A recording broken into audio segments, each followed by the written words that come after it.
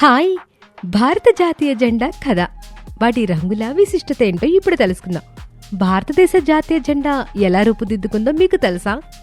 అయితే మీతో పాటు నేను కూడా ఈ వీడియోలో తెలుసుకుంటాను, రండి. 1921లో గాంధీ గారు విజయవాడలో జరిగిన కాంగ్రెస్ సమావేశంలో తొలిసారి జాతీయ జెండా ఆవశ్యకత గురించి చర్చించారు.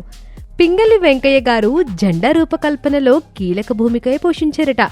అయితే మొదటిగా ఎరుపు మరియు హరిత రంగుల్లో ఒక జెండా రూపొందించారు. దీనికి మధ్య చక్రాన్ని చేర్చారు.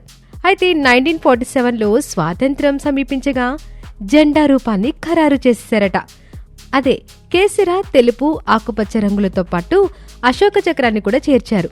మన జాతీయ జెండాలోని ప్రతి రంగు ప్రత్యేకమైన అర్థం కలిగి ఉంది.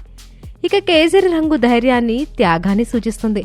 తెలుపు రంగు అయితే సత్యాన్ని, శాంతిని సూచిస్తుందని అందరికీ తెలిసిన విషయమే. అలాగే ఆకుపచ్చ రంగు అయితే అభివృద్ధిని, దేశంలోని పచ్చదనాన్ని సూచిస్తుంది.